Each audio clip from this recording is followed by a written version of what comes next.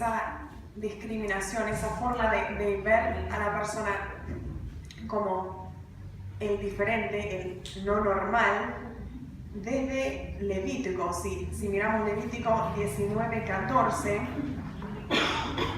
entre las leyes está este mandato extraño.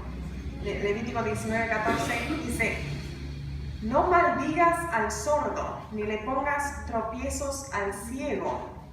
O sea, aparece en un contexto donde está el Señor llamándonos a vivir en santidad, apartados del mal y del pecado. Levítico 19:1: sean santos porque yo, el Señor, soy santo. Ahí como son nuevos estos términos, no de discapacidad, pero ahí tenían ejemplos de personas, una persona sorda, ciega, o otra persona ciega, que no maldigas al sordo ni pongas tropiezo al ciego. Luego en Deuteronomio, quizás quieren ir anotando, Deuteronomio 27:18: maldito sea quien desvíe de su camino a un ciego. Y todo el pueblo dirá amén. Y ahí junto a eso está, maldito sea quien viole los derechos del extranjero, del huérfano, de la viuda. Así que Dios ya está viendo en nosotros esa manera de empujar el diferente al otro hacia las afueras. Ya estamos marginando, ¿sí? Perdón, ¿en Deuteronomio cuánto? Claro, estamos en Deuteronomio 27:18.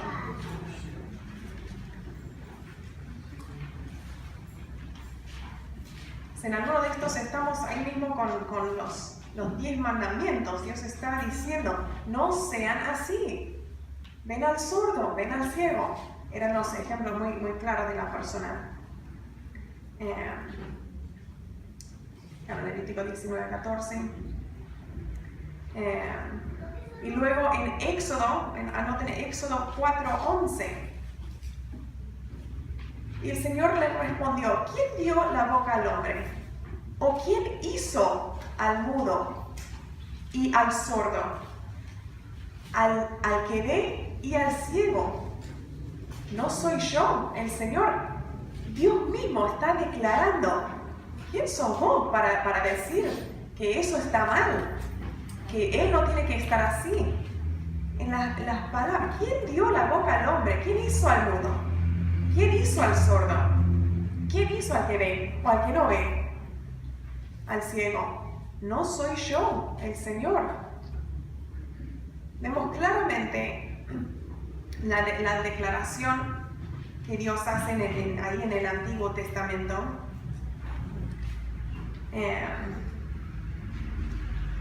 Y si saltamos al Nuevo, la carta a los Corintios, capítulo 1, versículo 28, porque ya en lo que creamos, en nuestras comunidades, en nuestras sociedades, es la exclusión. Entonces dice: también escogió Dios lo más bajo y despreciado, y lo que no es nada. Porque la persona, particularmente como en el slide que puse, la persona con discapacidad intelectual o mental que llega a adolescencia, juventud, adulto, está excluido, marginado completamente en la sociedad y en nuestras iglesias. Y está diciendo la palabra de Dios: también escogió Dios lo más bajo y despreciado, lo que no es nada, para anular lo que es, a fin de que en su presencia nadie pueda jactarse.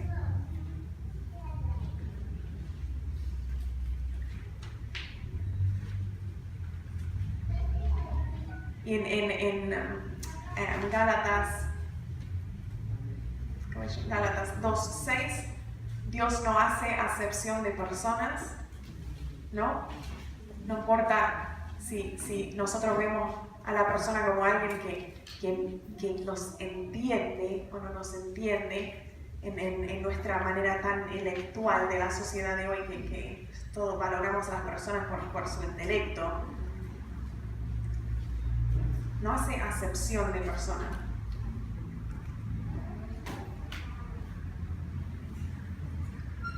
Y si a veces pasa que ponemos la culpa o el problema en la persona, porque bueno, si Dios no es culpable y nosotros como el cuerpo de Cristo, como la iglesia, nos negamos a tomar conciencia o a cambiarnos como para recibir a todos, entonces debe ser la culpa de la persona esa. Porque nosotros no tenemos que cambiar, no deberíamos cambiar. Pensamos así, ¿no? No culpa de Dios, no mi culpa. Bueno, viví como estás, porque no vamos a incluirte. Volviendo un poco a esta idea de sanación versus curación, las escrituras hablan no solo del Dios que se identifica con la aflicción, ¿no? Que pasó por tanta aflicción humana, sino que también ejerció el ministerio de sanación y plenitud. Eso es lo que buscaba Jesús para nosotros. Una vida plena, lo que quiere para nosotros, vida plena. Entonces, ¿cómo se relaciona esto con el testimonio permanente de las personas con discapacidad? Bueno, hay que hacernos otras preguntas, quizás, si tenemos esa duda. ¿Qué significa entonces hablar de la imagen de Dios en relación con las personas con discapacidad?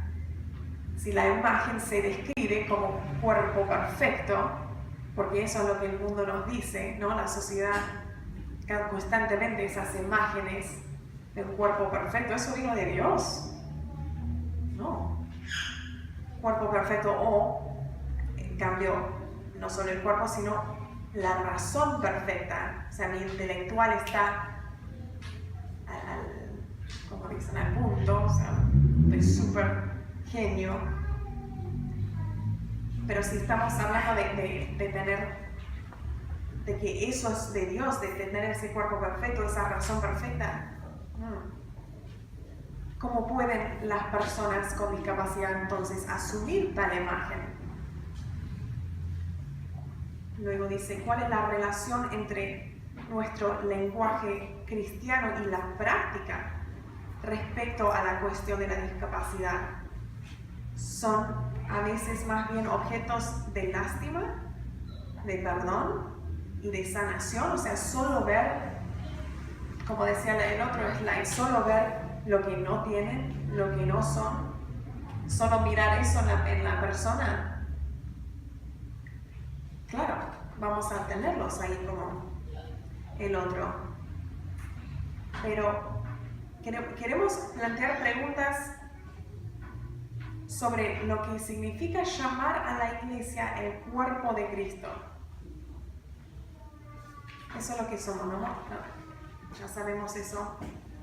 El cuerpo de Cristo puede incluirse a personas con deficiencia visual, con parálisis cerebral. Aunque muchas veces negamos como cristianos cualquier relación, como dijo el otro hermano, del pasaje, ¿por qué nació así? No, porque Jesús dice, no, para demostrar la gloria de Dios. Que negamos esa relación entre discapacidad y pecado. Algunas de nuestras actitudes parecen reflejar esa vinculación. Entonces, de nuevo, puede ser que basamos mucho o todo en esas imágenes que el mundo nos está tirando constantemente de belleza, de perfección. La sanación de la discapacidad, como la entendemos, recalca la curación o la aceptación de una condición.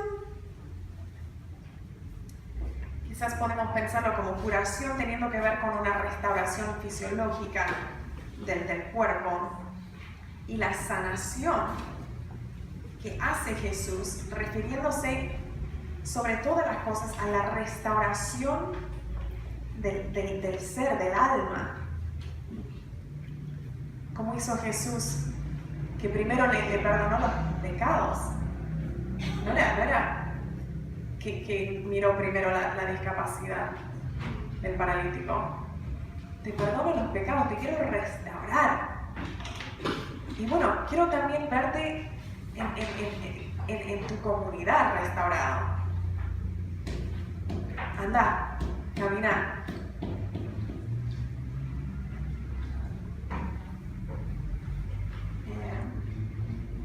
Eso está en Marcos 2, 1 al 12, de Jesús recibiendo al paralítico.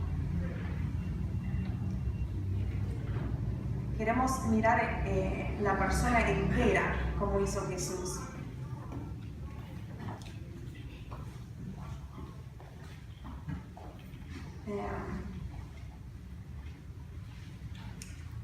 Si tienen preguntas me pueden interrumpir.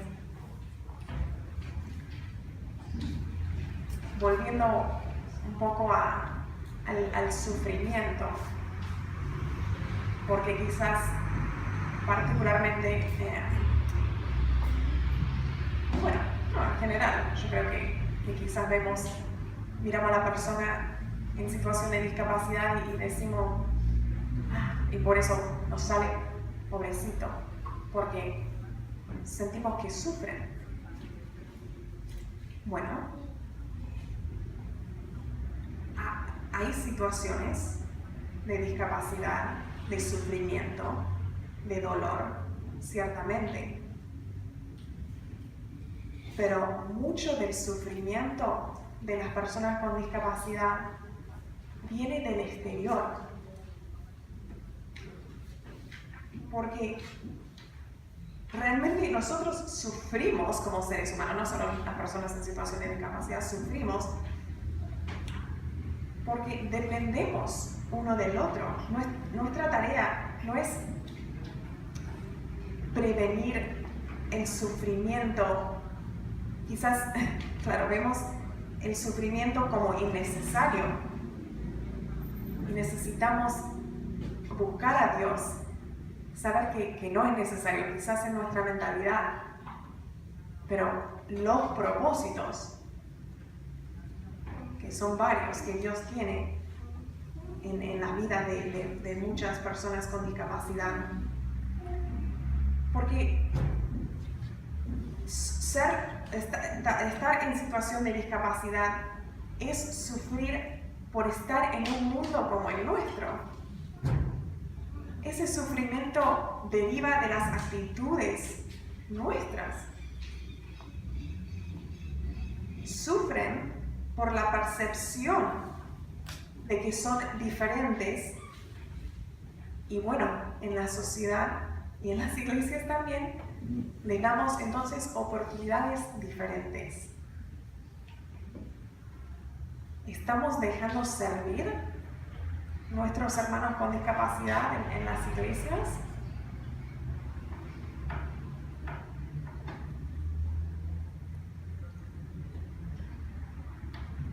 Y mucho sufrimiento que creemos que debemos prevenir o eliminar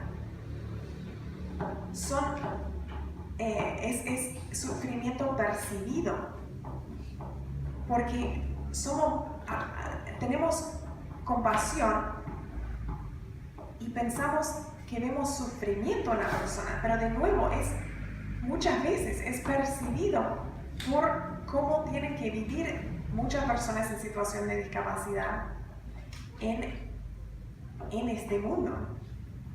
Viene de afuera.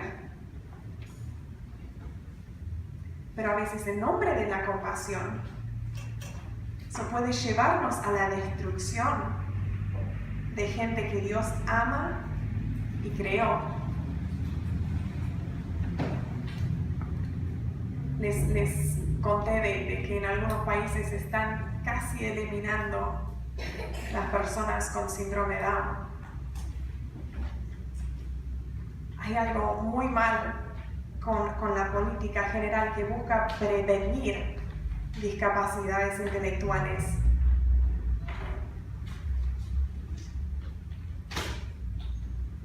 Porque estamos con una perspectiva y yo quería contarles algo de la historia, de dónde vienen nuestras perspectivas, del modelo de la exclusión, el modelo de la integración, porque vienen de algún lado y es del mundo.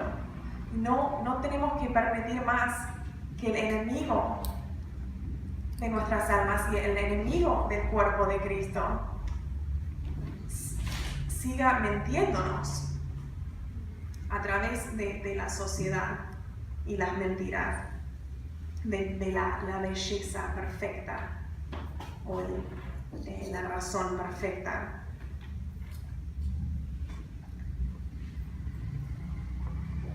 Y si pensamos en esa imagen del cuerpo, si ser en Cristo es estar en el cuerpo de Cristo,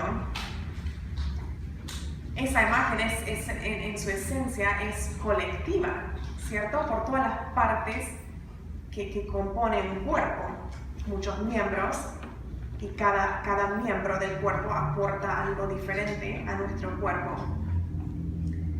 Y eso vemos en 1 Corintios 12, también Romanos 12. Y en 1 Corintios 12, 23, y es un pasaje sumamente importante en esto, dice, los miembros débiles, incluso las partes del cuerpo que por vergüenza cubrimos.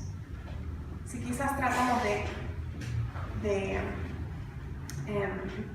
imaginar no solo el cuerpo y las partes del cuerpo que cubrimos, sino nosotros como cuerpo de Cristo, los miembros débiles, incluso las partes que por vergüenza cubrimos. ¿Alguien sabe qué sigue? ¿Qué dice? Son todo lo opuesto, dice, son indispensables. Esas personas que marginamos, que decidimos hasta en nuestras iglesias que no encajan. Dice la palabra de Dios, 1 Corintios 12, 23, son indispensables. Y más que eso, más que indispensables, se les debe hacer especial honor. Estamos todo mal, hermanos. Estamos todo mal. Creamos una rampita temporal como para hacer algo. Hace casi 2 años que es temporal. Pero no estamos haciendo especial honor a estos hermanos y hermanas que tienen tanto para dar. Estamos viendo un poquitito acá con Leti, un gustito. Son indispensables y se les debe hacer especial honor y reconocer su contribución.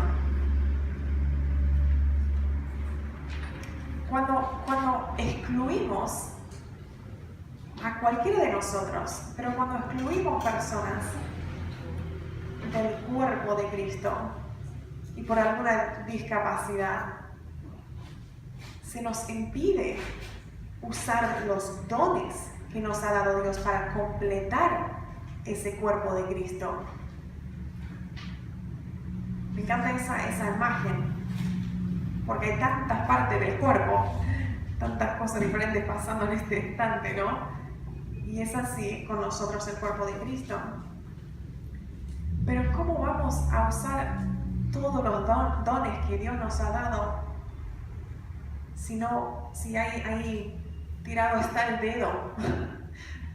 No conectamos el dedo, o por ahí una pierna está para allá porque se veía rara, diferente. no veíamos su capacidad y todos sus dones.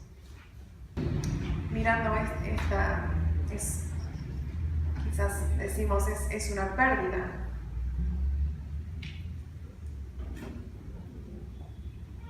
Puede ser quizás una etapa de peregrinación emprendida por las propias personas con discapacidad. Quizás, como están diciendo, no es más adecuado un lenguaje de pluralidad,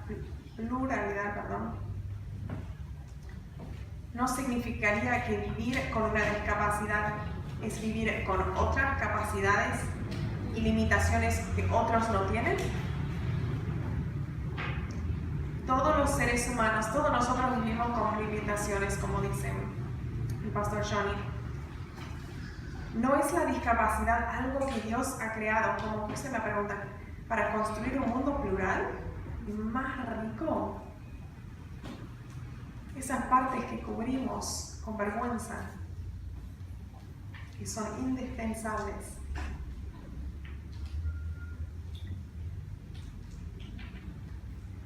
Y a veces sucede en las iglesias,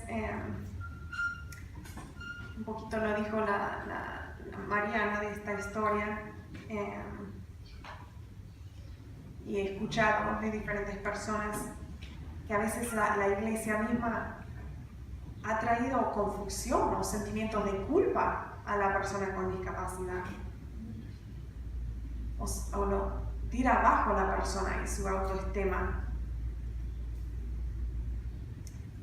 Y ahí venía lo que puse de que como cuerpo de Cristo, entre todas nuestras comunidades de fe, ¿no? Que nos mostramos en este sentido conformes al presente siglo, sin esa renovación de mente o transformación. Que en cuanto al servicio, pensamos en cómo la persona con discapacidad está servido y puede servir en las iglesias. Y proporcionamos mejores condiciones, o tenemos que proporcionar mejores condiciones, no solo ambientales, sino mentales, en nuestra forma de pensar y de ver a la persona, para ser ejemplo. Nosotros, como iglesia, ser ejemplo. Y otro ejemplo interesante que vemos en la escritura, en Génesis 32, 24 al 26, eso es cuando Jacob lucha con en diferentes traducciones, uno dice ángel, otro dice varón. ¿Y qué le pasó? Luchó y se fue como. Claro, un mensajero lucha con un mensajero de Dios y sale rengo. Tenemos que preguntarnos, o sea, es muy interesante cómo Dios lo marca. Dios no pone maldiciones en la persona, o sea, fue en esta situación de Jacob. Si, no te dejaré si no me bendices. Interesante el ejemplo. Eso está en Génesis 32, 24 al 26. Ahora vamos terminando con unos ejemplos más. A ver.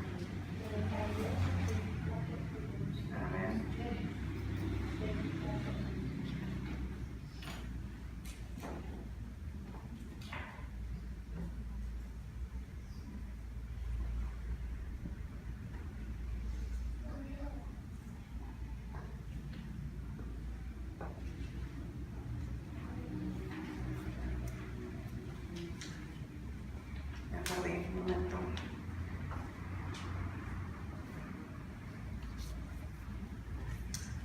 una cosa más acerca de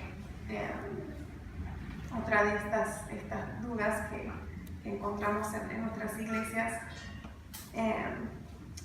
No pueden llegar a ser independientes.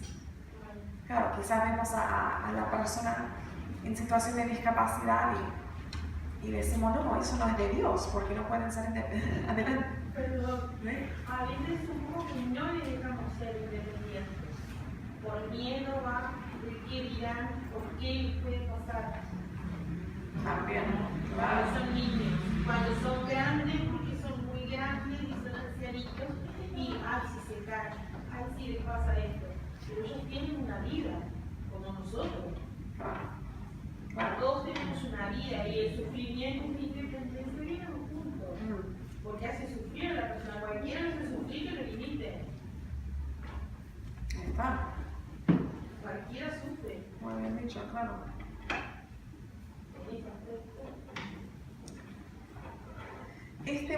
Me gusta porque, de nuevo, es el mundo que dice que debemos llegar a ser independientes.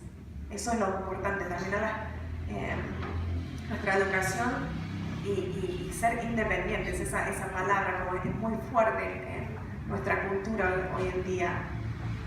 En cierto sentido es importante, pero como cristianos, si vemos esto como una necesidad de un seguidor de Jesús, no tiene mucho sentido, porque sabemos que no fuimos creados a ser nuestros propios dueños, ser autónomos.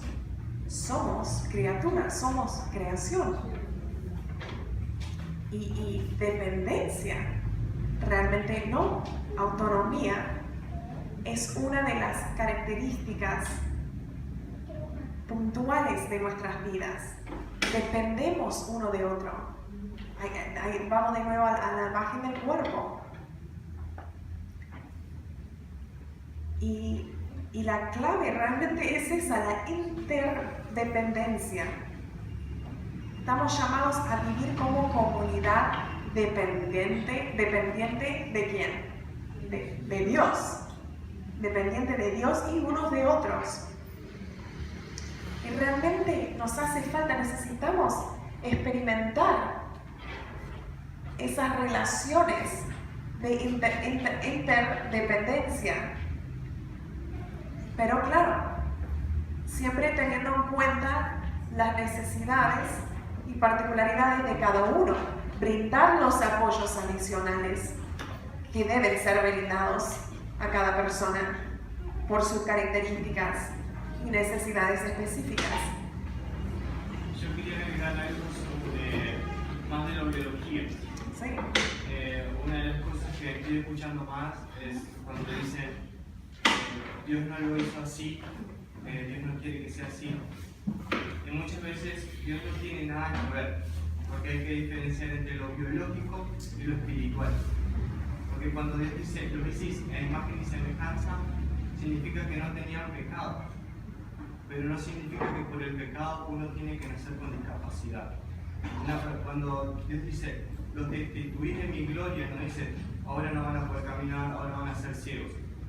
Otra parte de lo biológico es, alguien está familiarizado sobre lo que pasó en Chernobyl, en Hiroshima y Nagasaki. Una bomba con mucha radiación.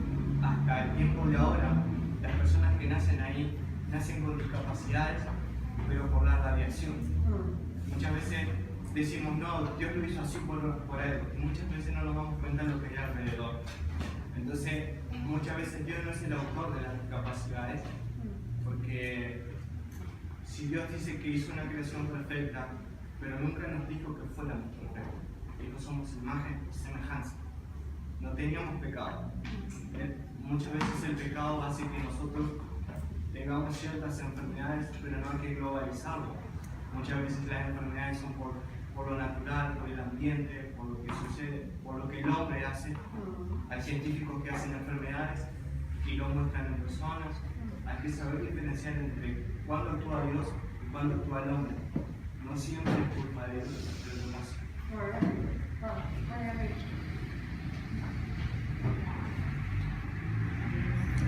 Y este tema de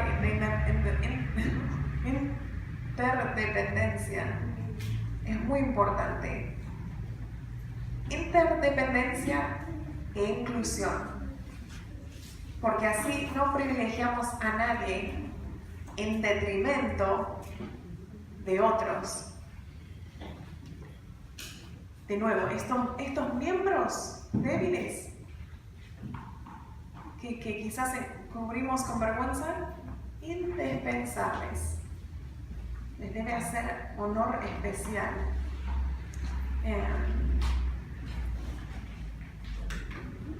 Entonces, para tener esta interdependencia,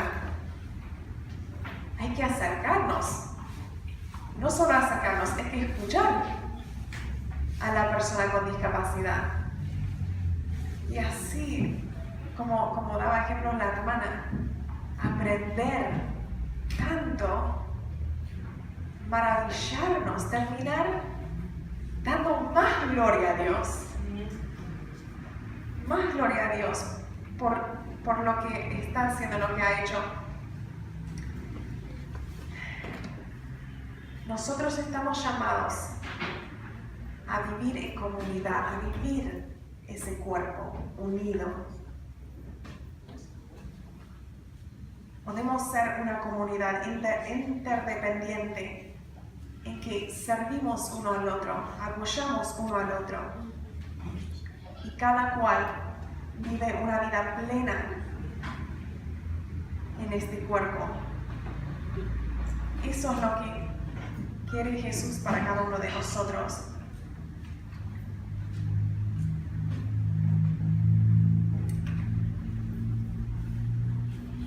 No sé si hay cosas que quieres agregar.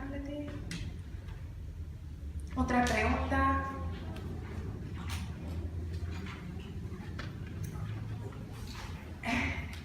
Terminamos un poquito en un...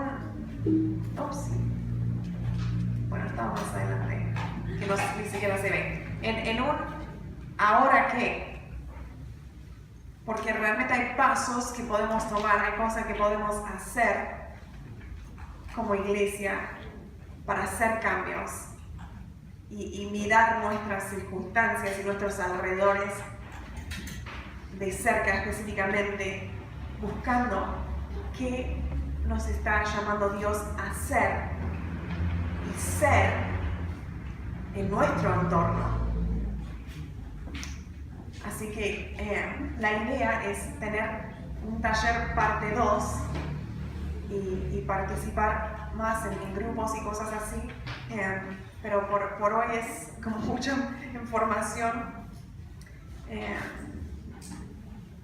Y un despertar, ¿no? No que el despertar necesariamente vino hoy, pero necesitamos despertarnos, porque nos faltan muchos dones, falta mucho que podemos hacer como iglesia cuando estamos marginando y excluyendo a tanta persona. Bueno, cerramos con una oración. Si no tienen ninguna otra pregunta, no quiero cerrar.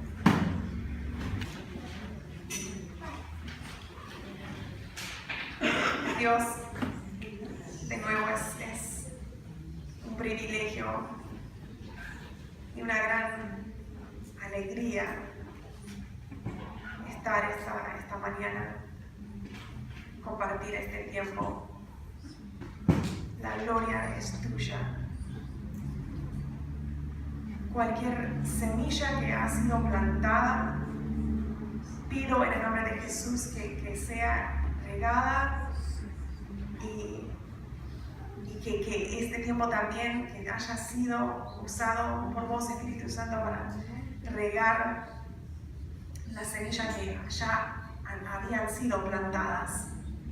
Gracias por tu iglesia, por las personas que llegaron en este día, por su preocupación y por dar importancia a tantas vidas que existen en este mundo, que están siendo incluidas y no escuchadas. Pedimos perdón, Señor. Pedimos perdón. Ayúdanos a actuar, a movilizarnos, a hacer el cambio, a hacer y ser el cambio en nuestro entorno. Gracias por tu preparación y por tu presencia que nos da vida, nos infunde con vida plena, con tu amor tan grande que alcanza, aunque nosotros no estamos alcanzando a todos. Tu amor es para todos. Gracias por ser nuestro Dios. Pido tu cuidado y tu bendición sobre la vida de cada uno de mis hermanos y hermanas acá presentes. Te damos las gracias en el nombre de Jesús. Amén.